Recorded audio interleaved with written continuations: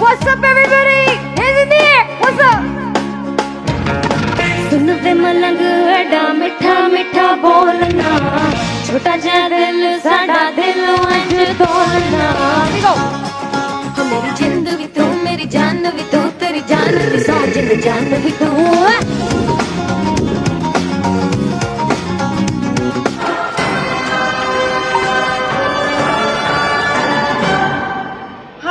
मैं हूं Rukma Irfan Malik and welcome to another vlog. Viewers, Aima Baig से उनके फैंस जो हैं वो अच्छे खासे नाराज़ हैं और बहुत से ऐसे लोग हैं जिन्होंने उन पर बेहूदगी के फतवे भी जो हैं वो जारी किए हैं।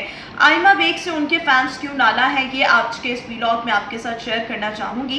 लेकिन उससे पहले आपसे रिक्वेस्ट है कि चैनल को लाजमी सब्सक्राइब करें और साथ ही बेल आइकन का बटन जो है उसको भी प्रेस कर दें। सो जनाब, आइमा बेग के हवाले से कुछ रोज़ पहले ये खबरें सामने आ रही थी कि उन्होंने पाकिस्तान को हमेशा के लिए खैराबाद कह दिया है और ना सिर्फ पाकिस्तान को कहा है बल्कि उन्होंने म्यूजिक इंडस्ट्री को भी खैराबाद कह दिया है और वो ना पाकिस्तान में रहेंगे और ना ही आज के बाद किसी भी आपको गाने का हिस्सा बनते दिखाई देंगे। और उन्होंने म्यूजिक से किनारा कशी जो है वो इख्तियार कर लिया। उनके हवाले से उन्होंने खुद एक इंस्टाग्राम पर एक पोस्ट शेयर की थी जिसके बाद ये मुख्तलिफ खबरें सर्कुलेट करने लग गई। लेकिन इसके बाद आइमा बेग ने इस चीज़ को क्लियर किया कि वो सिर्फ वक्ती तौर पर पाकिस्तान से बाहर जा रही हैं and she will be back again. तो जनाब, आजकल जो है आइमा बेग वो सऊदी अरब में मौजूद हैं। सऊदी अरब की अगर हम बात करें तो वहाँ पर जद्दा में जद्दा सीज़न के तहत पाकिस्तान और इंडोनेशिया म्यूज़िकल नाइट का एहतमाम जो था वो किया गया था।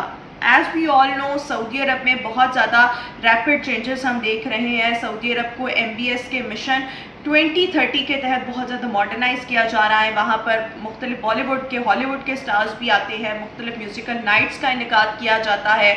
ना सिर्फ ये होता है बल्कि इस सब के साथ साथ जो है वहाँ पर ख़वातीन को जो है वो ड्राइविंग की इजाज़त भी दी जा चुकी है और मुख्तलिफ़ किस्म की हम कैट वॉक्स और फैशन इवेंट्स भी जो है वो वहाँ पर देखते हैं। अब की बात सऊदी अरब के शहर जद्दा में जो है जद्दा सीज़न के तहत पाकिस्तान और इंडोनेशिया म्यूज़िकल नाइट का जो था इंतज़ाम किया गया।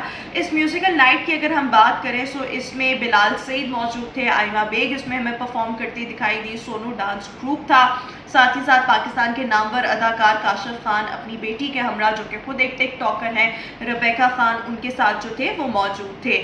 साथ ही साथ इंडोनेशिया की अगर हम बात करें तो इंडोनेशिया की सफ़े अव्वल की जो गुलकारा है लेडी लारा, वो भी हमें इस म्यूज़िकल नाइट में परफॉर्म करते दिखाई दी। इस म्यूज़िकल नाइट में आइमा बेग ने भी परफॉर्म किया और ऑब्वियसली जब वो परफॉर्म करती हैं तो उनकी आवाज़ के साथ साथ उनका अंदाज़ भी जो होता है वो देखने के लायक होता है। सो आइमा बेग वाज आल्सो देयर और इस सब के साथ साथ जो है आइमा बेग ने अपने गानों जो बड़े मशहूर मारूफ हैं, कोक स्टूडियो से उन्होंने ऑब्वियसली शोहरत पाई थी। सो कोक स्टूडियो का जो उनका गाना है मस्त मलंग कीता है और साथ ही साथ कैफो सरूर और दीगर गानों पे जो था वो हमें परफॉर्म करते जो है आइमा बेग वो दिखाई थी। आइमा बेग से उनके फैंस इसलिए नाला हैं क्योंकि आइमा बेग ने उम्रा जो है वो अदा किया और आइमा बेग जो है उन्होंने उम्रे की जो तस्वीरें थी, कुछ तस्वीरें वो सोशल मीडिया पर जो थी इंस्टाग्राम पर शेयर की। अब फैंस जो थे वो खासे बरहम दिखाई दिए कि एक तरफ आप इस किस्म का वल्गर लिबास पहनती हैं, स्टेज पर जो है आप परफॉर्म कर रही हैं, अपनी अदाएँ दिखा रही हैं और दूसरी जानिब आप उम्रा की अदायगी कर रही हैं। तो उनके फैंस इस हवाले से काफ़ी ज़्यादा बरहम दिखाई दिए, नाराज़ थे लोग, उनकी जानिब से उनको क्रिटिसाइज कर रहे थे, ट्रोल कर रहे थे। तो ये तमाम काम था जिसकी वजह से आइमा बेग से लोग जो थे वो काफ़ी ज़्यादा नाराज़ थे। अब इसमें मेरा पर्सनल ओपिनियन ये है कि जब हम में से भी कोई सऊदी अरब में मौजूद होता है, चाहे किसी बिजनेस मीटिंग की वजह से, प्रोफेशनल काम की वजह से, सो हमारी कोशिश ये होती है कि हम वहाँ पर जो है उम्रा भी अदा कर लें क्योंकि हम सब मुस्लिम हैं और जब हम उस सरजमीन पर मौजूद होते हैं तो फिर हमारा दिल ये करता है कि अपने काम के साथ साथ उम्रा की अदायगी भी जो है वो करें। सो आइमा बेग ने भी ऐसा ही किया कि वो क्योंकि उनका म्यूज़िक प्रोफेशन है, उन्होंने सोचा कि क्योंकि ये मैं इस काम के लिए यहाँ पर मौजूद हूँ तो इस काम मतलब इस जगह पर होने का मैं फ़ायदा क्यों ना उठाऊँ और उम्रा की भी अदायगी जो है वो कर लूँ। उम्रा की अदायगी के बाद मेरा ख्याल ये है कि उनको अपनी तशहीर उम्रे कि एडवर्टाइज उसको इतना नहीं करना चाहिए था, क्योंकि ऑब्वियसली लोगों की ज़ुबानों को आप नहीं पकड़ सकते।